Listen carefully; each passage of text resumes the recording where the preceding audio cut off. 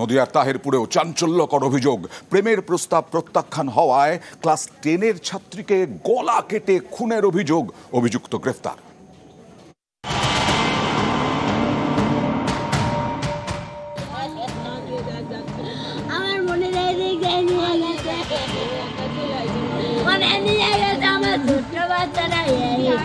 নদিয়ার তাহিরপুর, এখানে ক্লাস 10-এর ছাত্রীকে কুপিয়ে খুন, এ নিয়ে জোর শোরগোল।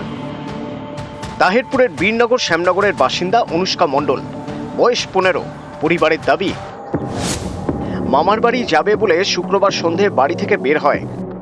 সেখান থেকে রাতেই বাড়ি ফেরার কথা। অনেক রাত হয়ে গেলেও সে ফেরেনি।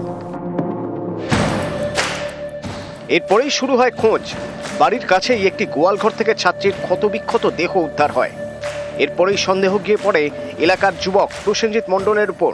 অভিযোগ, মাস 6 আগে ছাত্রীকে প্রেমের প্রস্তাব দেয় বছর 19-এর প্রসেনজিৎ, কিন্তু সে রাজি হয়নি।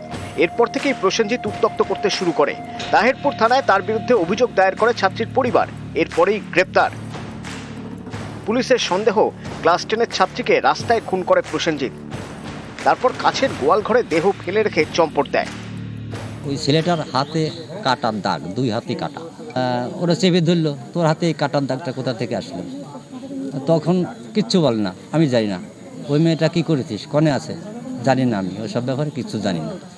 তারপরে আমরা এই টর্চ মিডিয়া খোঁজাখুঁজি শুরু করলাম। ওর রক্ত দেখে আমাদের সন্দেহ হইলো যে ওর হাতে রক্ত কিসে, কাটা হইলো কিসে। তখনই আমরা বডিটা দেখতে পাই। নদিয়া থেকে রঞ্জিত সরকার, নিউজ 18 বাংলা।